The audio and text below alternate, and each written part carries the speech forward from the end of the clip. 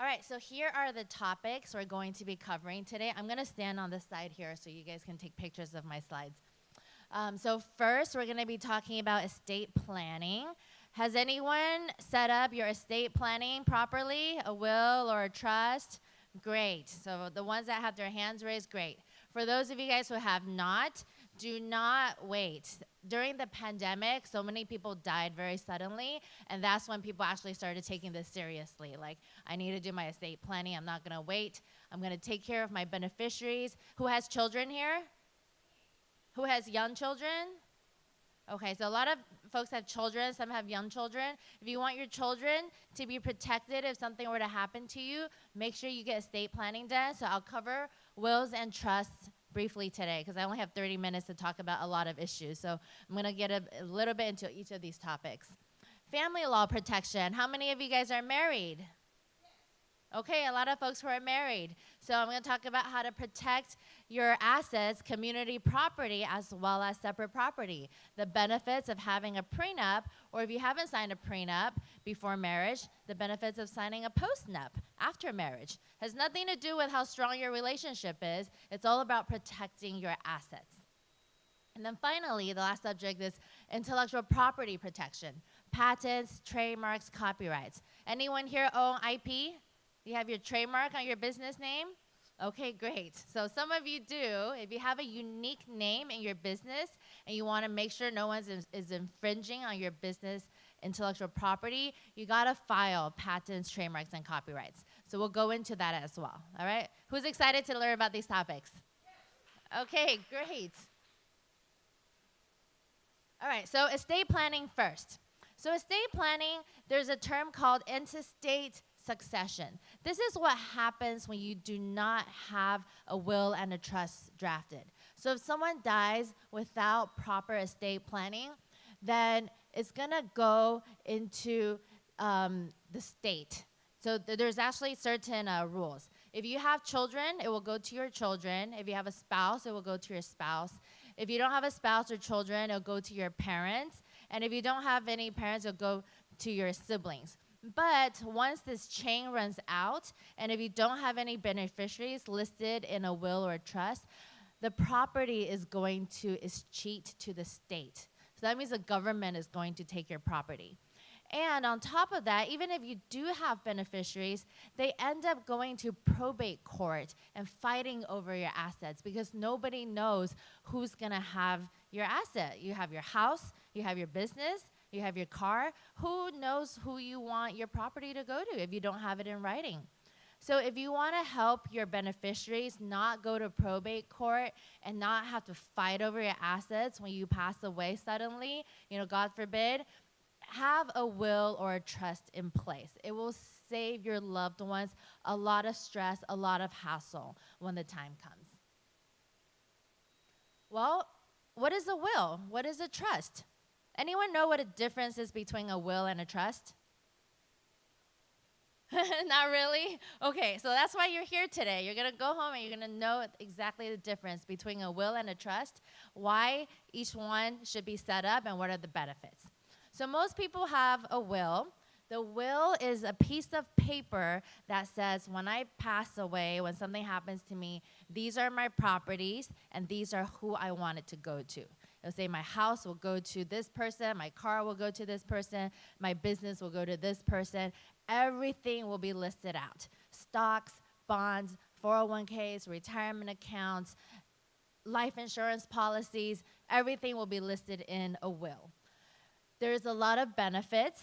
It reduces taxes. You can name fiduciaries. If you guys have young children, you can even name guardians for your children. So you can say, this is who's going to take care of my children in case something happens to me. Everything can be listed out. Requirements for a will, it has to be in writing. If you just tell someone, that's not enough. It has to be in writing. It has to be attested by witnesses. In California, it has to be 2 witnesses. And the witnesses usually cannot be the beneficiaries. You don't want to create that conflict of interest. So you want neutral witnesses. And when you're making the will, The person making the will has to have what's called testamentary capacity. That means they have to be awake. They cannot be on the hospital bed sick. You know, during the pandemic, a lot of people called me and they're like, oh, my father's in the hospital. He got COVID, and we need a will immediately. We need estate planning immediately. At that point, us as attorneys, we can't do anything, because if the person's already sick in a coma, they don't have testamentary capacity to sign a will. So don't wait until it's too late. And at that time, during COVID, you guys know, the hospitals weren't even letting guests and family members into the hospitals. So how are you gonna get witnesses to go in and sign? You can't even get a notary public into the hospital during that time. So get it done early when everyone is healthy. You have time to gather all your assets, figure out who you want to give it to, and just get things done. It's not a hard document, but you have to be prepared. All right, and if you want to leave your business to your loved ones so that your business just doesn't all of a sudden, you know, if you get sick, your business, like, who's going to take care of it? So get the will done. Will can easily be revoked as well. Don't think that if I make a will now, I'm stuck. You know, I have to give my business to someone. No, wills can be changed, can be revoked. You can tear it up. You can write a new one. You can amend it. Very easy to change. So how about a trust? Now we know about wills, right? Wills come into play after someone passes away. What about a trust? How come so many people want to set up a trust, right? People think, oh, I have to be rich. I have to have a lot of assets in order to set up trust. That's not the case. If you even have one piece of asset, have anything to your name, which everyone here does because you guys are all business owners, you got to have a trust. How a trust is different from a will is that right now you can immediately put your asset into the trust, and the trust will bypass the probate process. So even if you have a will, your assets will still have to go through the probate process. Your beneficiaries will still have to go to probate court when you pass away and say, hey, judge, here's the will. The will says I get the house. Can you give me the house? And then the judge will say, okay, is there anyone opposing this? No opposition? Yes, you can have the house. But if someone comes and opposes it and say, no, I have a different will. He said that he's going to give me the house, or the car is going to be for me. Then they end up fighting, and then the probate process can last for years. You know, it costs a lot of money. A trust, on the other hand, you get to designate a trustee immediately. So a will does not have a trustee. A trust has a trustee. The trustee is the person that you trust to manage your trust. Okay, so you can be the trustee while you're alive, but you can set up a secondary trustee if you become sick, if you're in the hospital, or if you pass away. So let's say, like, you know, I own my business and I set up my trustee as myself, but I'm gonna say, if something happens to me, my business partner is going to be my trustee. And if my business partner is also unable, then maybe my brother will be my trustee. So you can have primary and secondary trustees. So, like, let's say if I'm in the hospital and I can't run my business, my trustee can write the expenses, the bills, pay the bills, take care of payroll, sign my checks on my behalf, take care of my business. If I have real estate, my tenants are not all of a sudden, you know, gonna be stranded, you know, if a pipe breaks, someone's gonna take care of them. So the trustee will take care of them. And if, you know, the person who has the trust passes away, then the trustee will be able to immediately manage the trust and pass it over to the beneficiaries. So you don't have to go through probate courts. You can skip the whole probate court process. Yes? It's best if it's not, because then there's a conflict of interest. So just like the witnesses, it's best if the trustee and the witnesses are not the same as the beneficiaries. So the question is, do you have to pay the trustee? Great question. If it's a friend or family member, usually you don't have to. But if you don't have someone you can designate who will take care of the assets, there are companies out there that you can pay, and then they will charge you. So lots of options for trustees. But that's the benefit of a trust. So you can put your house immediately into a trust.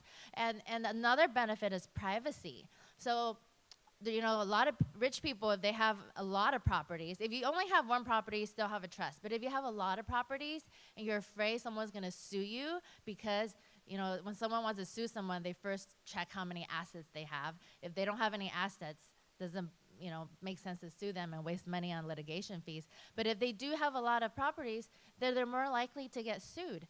So if you put your property into a trust, you can hide it from your name. Like, I see people setting up trusts like Elizabeth Yang Trust. No, don't put it under your name. Put it under, the Golden Dragon Trust, or the Lucky Fortune Trust, something that's not related to you. So when someone searches your name on the public database, if you have a trustee that's not you and the name of your trust is not your name, they're not going to even know it's your property. And then they're going to think you have no assets, and then you're going to not be as susceptible to lawsuits. So that's another benefit of a trust. This is how it works. I have a diagram. So in a trust, there's like 3 parties, right? In a will, there's just 2 parties. There's you, and then there's your beneficiaries. In a trust, there's you, the settler in the green box. That's the person who sets up the trust.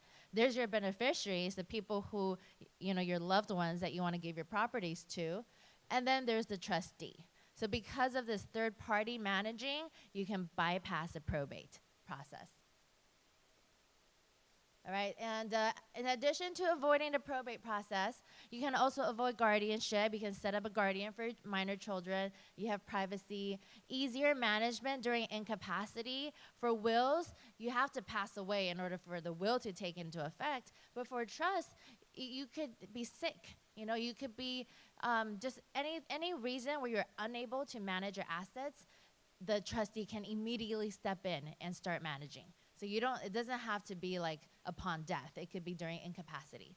And one of the main reasons is also tax savings.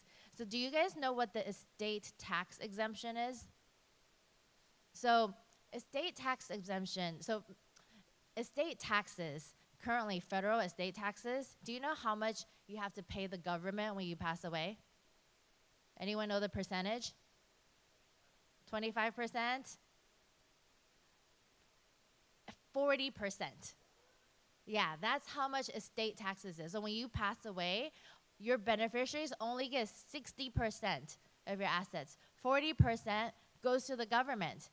But there's an estate tax exemption, and that number fluctuates. It fluctuates, like a few years ago it was like $5 million. Now it's $12 million. They're saying in 2025 it will go back to $5 million. The tax exemption basically means that if you're within that amount, you don't have to pay the 40%. So right now, when it's $12 million and you put $12 million into a trust, all that $12 million will go to your beneficiaries. You don't have to pay 40% to the government. But let's say it drops to $5 million in a few years, then if you haven't secured and locked in that estate tax exemption, you're only going to have $5 million going to your beneficiaries.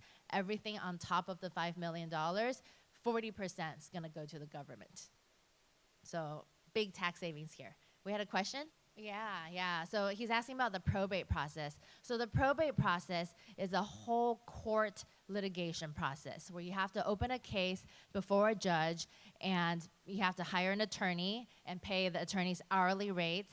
And then, court hearings, they're never fast. You're going to have to wait months and months. Sometimes these things drag on for years and years. So you're ending up spending a lot of time having to find a judge, get time before them, and wait until the judge makes orders on how to split up the assets. So by the time that comes around, there's going to be a huge mess.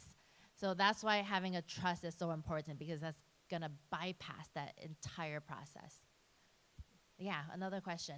So the question is, does everyone's case go through probate court if you don't have a trust? Yes, it does. Even if you have a will, it will still go through the probate court. Because if you have a will, you have to have a judge execute. Because, so the question is, even if no one contests your properties, does it still have to go through the probate court? And the answer is yes. Because let's say you have a house. The house is in your name, right? How is the house going to transfer to, let's say you have a son. How is it going to transfer to your son's name without a court order?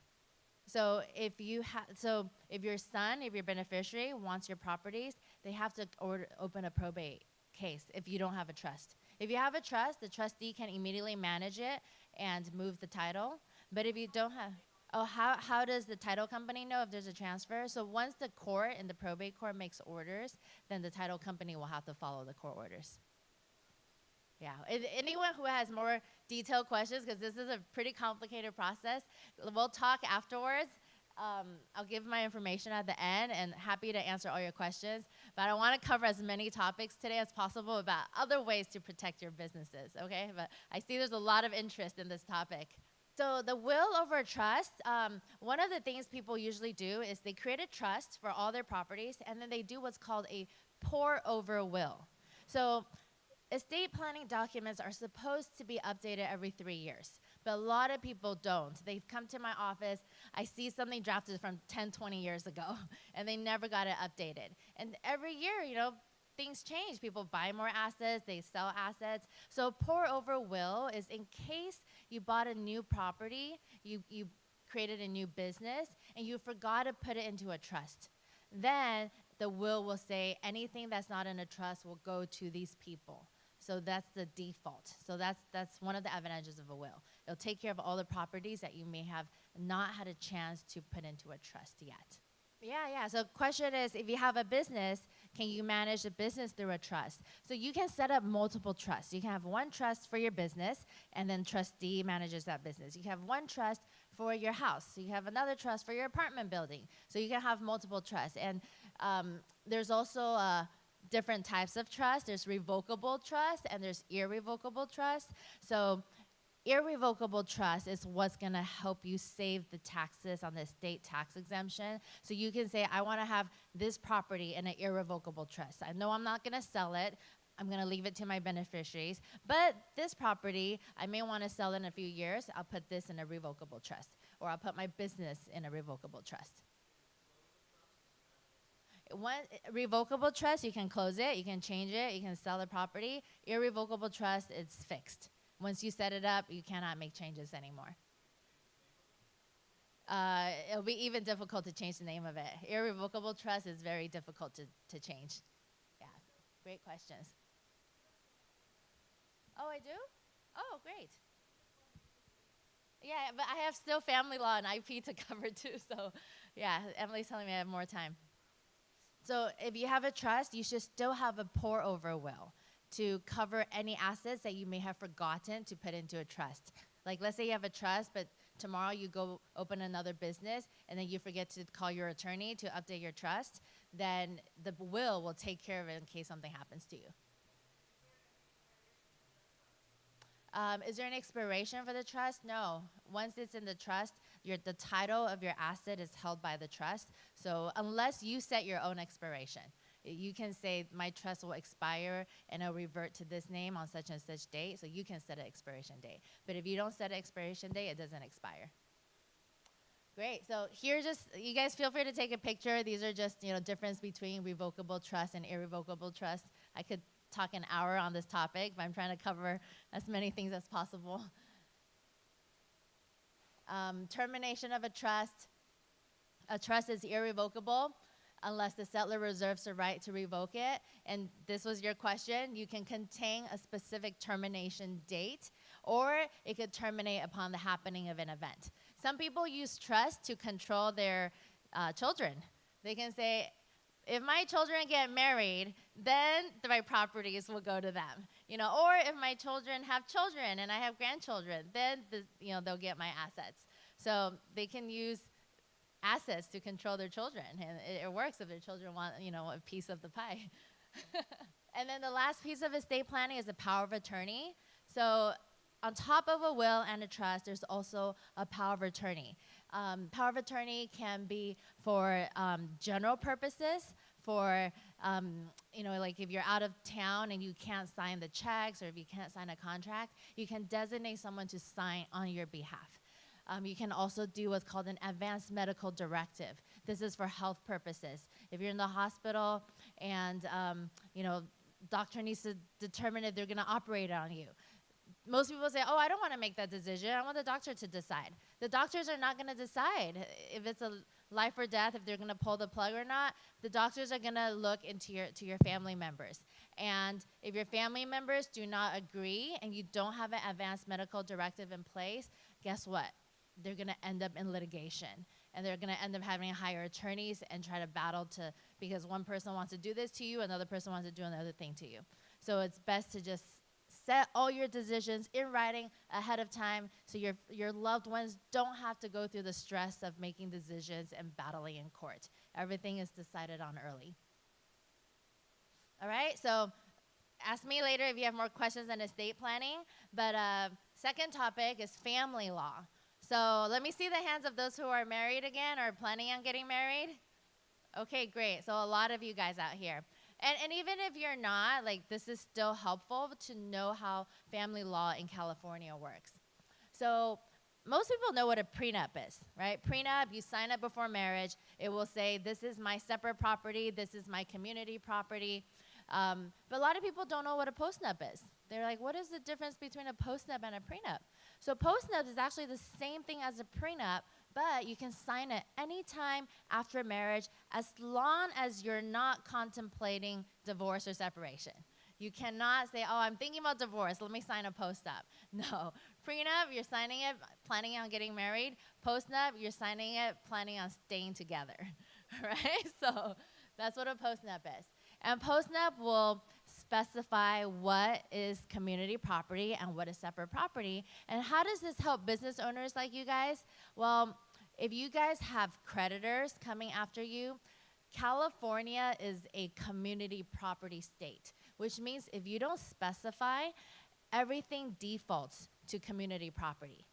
And so if a creditor comes after the husband, well, guess what? The wife's property is community property. So the one creditor, instead of going after one person, now they can go after both people if it's not specified that it's separate property. So if you want to protect your assets and your businesses, separate it out to protect your spouse. And maybe protect yourself too if your spouse is making some risky deals out there. In a prenup or a postnup, both people need to have separate counsel. So 2 attorneys, one on each side. The same attorney cannot represent both parties. And prenups and postnups, unfortunately, are not bulletproof. I know a lot of people think, oh, once I sign it, it's bulletproof. Unfortunately not. Especially this year, a new law just came out a few months ago saying that prenups are actually defaulted to invalid. You have to prove that it's valid in order for it to work in court. You have to prove that each party had their own attorney, that they understood the terms, that they knew all of the assets that they were giving up and waiving, and they fully understood everything. Otherwise, the judge can disregard it, set it aside, and still make their own orders. So it's going to be tougher and tougher for prenups and postnups to hold up in court with this new law, but it's still better than nothing. So quick overview of what is community property and what is separate property. So community property is an asset that's acquired, right? That's the blue box, between 2 dates, the date of marriage and the date of separation. The date of separation is not necessarily the date someone files for divorce. It could be a date when someone stops living in the same home together, stops sleeping in the same bedroom together. But anything that's acquired during these 2 dates are automatically community property if there's no writing, there's no prenup or postnup saying that it's separate. So that means this community property, if a creditor comes after one person, they can get the entire piece of the pie. And community property, if someone were to divorce, you have to split all of that 50-50. I have people coming to me saying, hey, I created my business. My spouse had nothing to do with my business. I put in all the hard work, all the time. I, bring in the clients. I service my clients. But unfortunately, if your business was started and acquired between these 2 dates, when you separate, half of it all goes to your spouse. All right, so that's how community property works. Exceptions is separate property. Inheritance, gifts, and income, rents, and dividends generated by separate property are still separate property. So here's the separate property slide. Separate property is anything that was acquired before the date of marriage or after the date of separation. So between is community property. Before these two dates are separate property. And that's why these two dates are so important. I had one client come to me one time where they were arguing over the date of separation. The wife said they were married for 11 years, and the husband said, no, we were only married for 7 years. And why such a big discrepancy? Well, the husband said, for the last 4 years, we haven't been sleeping in the same bedroom. We haven't had any intimacy. She has her own friends. I have my own friends. The wife says, well, I still go buy groceries and I cook dinner for us every night. And he's like, well, I give you the grocery money. What's the difference between a roommate or a maid and you? Like, we don't have any romantic relationships. So they went to court for a week to fight about the date of separation. And one of the main reasons they fought about that is because of the 10-year rule. Who knows about the 10-year rule? Yeah, you know about the 10-year rule. So 10-year rule means that if you are married for more than 10 years, you have to pay a lifetime of alimony. If you're married for less than 10 years, you only have to pay for half of the length of the marriage. Let's say if you're married for 8 years, you only have to pay for 4 years. But the minute you hit the 10-year mark, you have to pay a lifetime. Back then when Kobe Bryant was alive, Vanessa caught him cheating, and she waited until 10 years plus 1 day to file for divorce so she could get lifetime alimony forever. But then he was smarter. He bought her the big $4 million purple diamond ring, and then she dropped the divorce case. So, they stayed together. He thought that was cheaper than paying her a lifetime, alimony. So that date of separation is so important. People went to court for a whole week to fight over that date.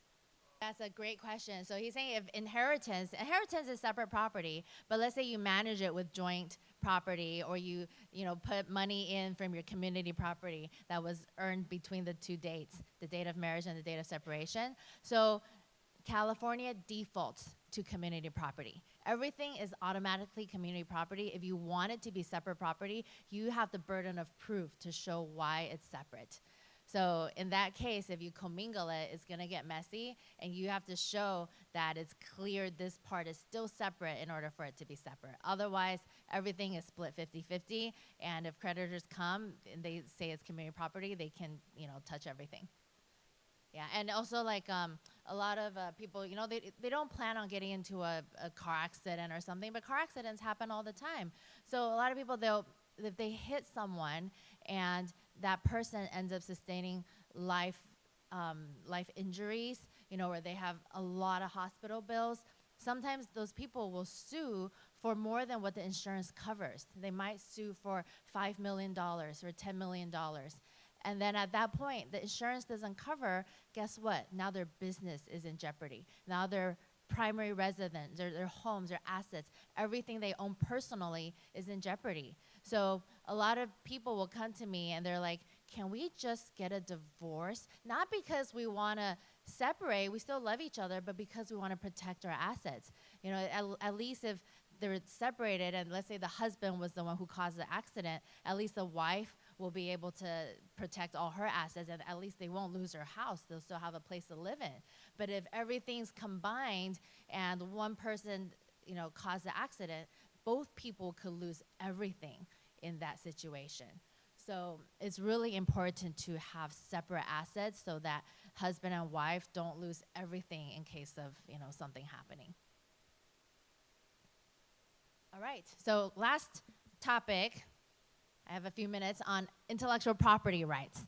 So intellectual property rights, there's a lot of different things to protect the IP in your business. You can protect special inventions with patents. If you have a unique business name, like Tony here, he's the owner of Megamex Expo. He owns the trademark for Megamex Expo. No one else can take that name. That's exclusive to his branding.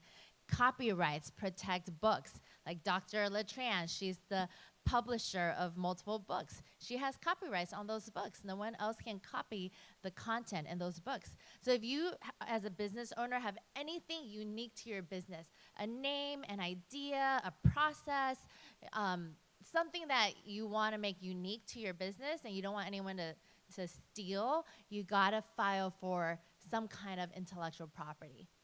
All right, so here are some sample patents. Someone invented a doggy dust cover. Okay, someone else invented this pat yourself on the back. It just shows like your invention doesn't even have to be something that can generate revenue. It could be something silly, but people want to just have that patent pending on their product because it's good for marketing. People see patent pending and they're like, wow, this must be, something amazing. So it does not have to be something that's going to generate a lot of money, or it doesn't even have to be something that works. You don't have to have a prototype. This is an actual patent. Someone patented a life expectancy watch that tells you what day you're going to die. There's patents out there for time machines. So if you have an idea and you don't want someone to steal it, you can get it patented as long as you can describe how it works. You don't have to actually build it. And if someone ends up manufacturing and building it, then you end up having the rights to collect royalties from them. So you can actually make money without ever building a single product. So no matter how crazy your idea is, you can patent it and you can make money with royalties or lots of different ways to make money with patents. So patent is granted by the U.S. Patent and Trademark Office. A utility patent gives you 20 years of protection. Basically, it's the government's way to say, you tell us your idea and we're going to help give you protection. If everyone kept their ideas secret, society is not going to advance, right? So the government wants a way to encourage everyone to share their knowledge, share their ideas, so that other inventors can work off their ideas and our community can continue to grow. So that's the basic reasoning behind the patent process. There's also design patents that protect what something looks like. So everyone has a smartphone. On your smartphone, there's hundreds of utility patents. There's a patent on the camera function, a camera on the texting function, a camera on the picture album function. But there's also design patents. Apple and Samsung had a really expensive lawsuit because their phones look pretty much the same. It's a black rectangle, right? But they still went to a whole design patent lawsuit over that. A third type of patent is the plant patent. So a lot of farmers nowadays, they're growing a lot of different new species of fruits and vegetables. Have you guys heard of the grapple in the supermarket?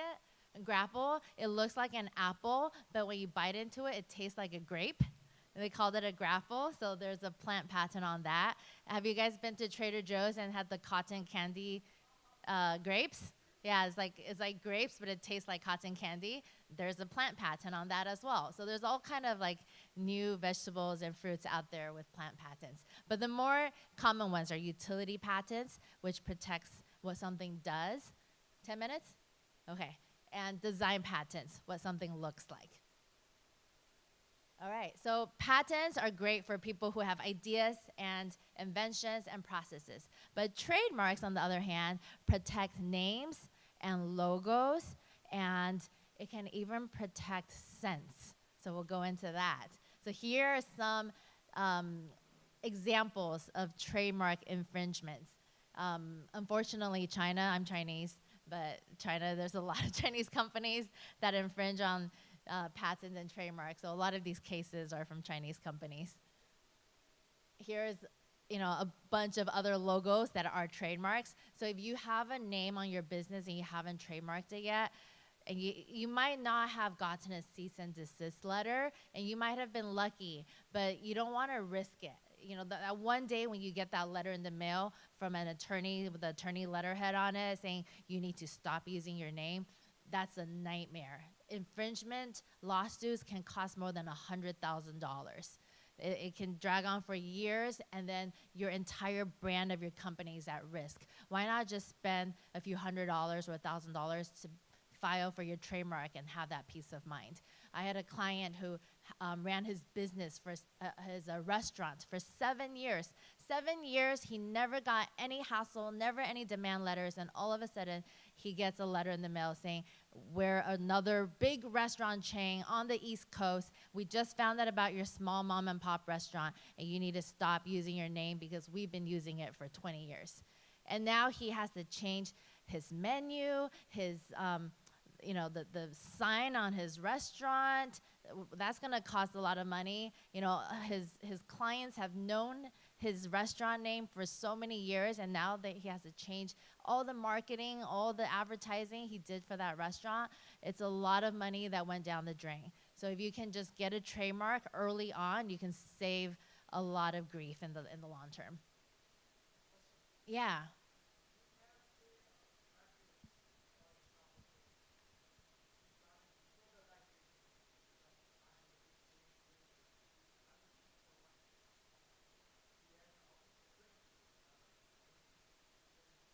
Yeah, great question. So his question is, what if I started my business first, and even though they have a trademark, but I started it first, but I never trademarked, right?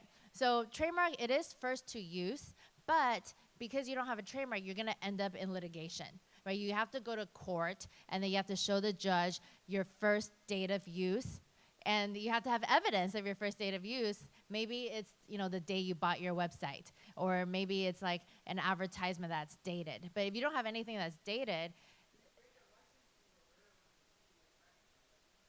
yeah, if you have your business license, but the business license has to have your business name on it. Some people use DBAs.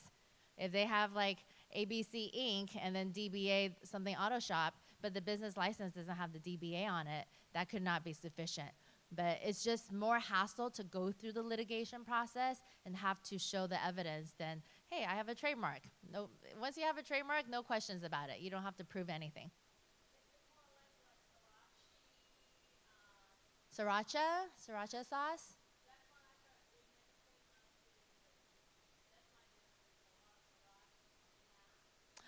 I think that's something different. That's called a trade secret. So Sriracha definitely has their name trademarked, but I don't think they have their recipe patented, how they made their sauce, right? Because if they patented their Sriracha sauce recipe, they only get 20 years of protection. But if they keep it secret, and I have a slide on this later, like Coca-Cola, it's called a trade secret. And trade secret is saying, government, I don't need your help to protect my idea. I can protect it myself. I'm not going to exchange my idea for 20 years of protection. And trade secrets can last forever. So Coca-Cola, Sriracha, they've had their recipe for way longer than 20 years, and they still today is still a secret because they never disclosed the recipe to the government in exchange for a patent. But they have to keep it secret themselves. If an employee leaks it out, if they're not careful with their non-disclosure agreements, then the government's going to be like, sorry, we're not going to help you because you didn't come to us for a patent. So they take it upon themselves to maintain their own secret. Yeah, great question. So trademarks, if you see the little TM next to a name, that means someone has applied for a trademark. If you see the R with the circle around it, that means trademark registered. That means they've already obtained the trademark. So trademarks take about 4 to 6 months to obtain. Patents take a lot longer. It takes about 2 to 3 years at a minimum to obtain. So there's a long waiting period. That's why you see a lot more patent pending, because a lot of people are waiting for their patent to get approved. Trademarks about a few $100s, $1,000. So not that expensive. Patents are more expensive. Patents are about $10,000. So establish rights to a name. Trademarks, you have to be using the name. It's not like a website. Like you can't just go to GoDaddy.com and buy like 10 websites. You can't go to the trademark and register 10 trademarks. You have to actually be using the name in your business, or you have to plan on intending to open a business with that name in the next few months or a couple years. Toys R Us, right? They went out of business. But guess what? They still own the Toys R Us trademark. Because if you go on the Toys R Us website, they're still in business. They're not doing the big toy stores, but they're doing events. They're doing like toy fundraisers. They're doing stuff because they don't want to lose that trademark. If they don't use the name at all, they have to give up that name, and someone else can come and open a new Toys R Us.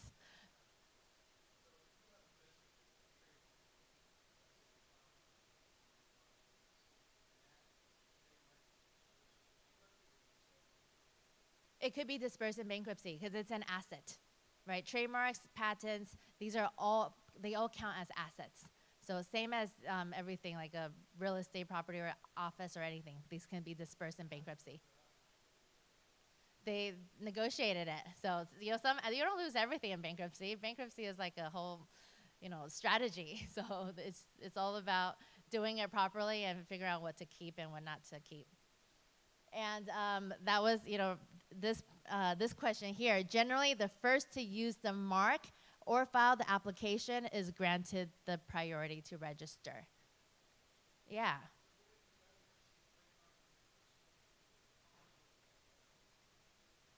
Trademark your own personal name?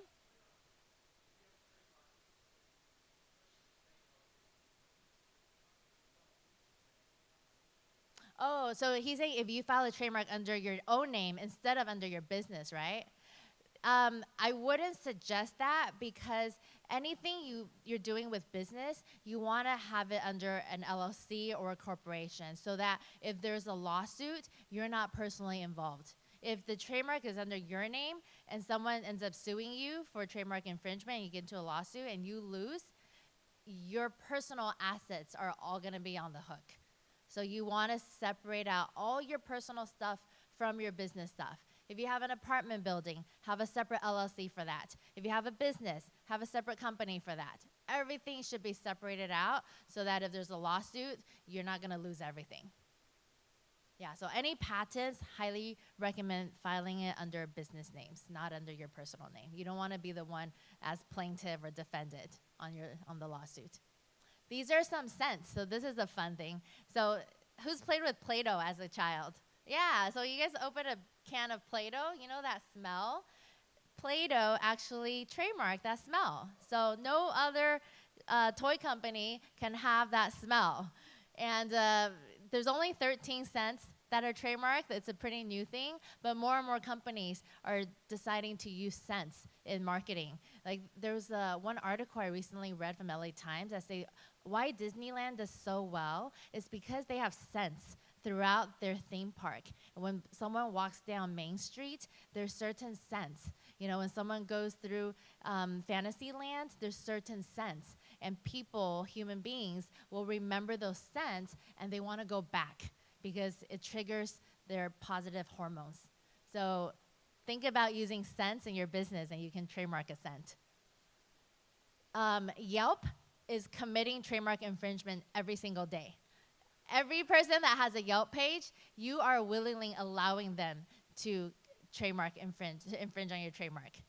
But of course, there's benefits to you because it's free marketing, right? If you have great reviews, it's free marketing. But for those people who hate Yelp and have bad reviews on there, you can actually tell Yelp to take down your page. If they don't have your permission, they cannot use your page. That's trademark infringement. So this is one example of, I think it's a contractor company that it'll say name removed in response to trademark complaint. So Yelp cannot use your name if you don't give them permission.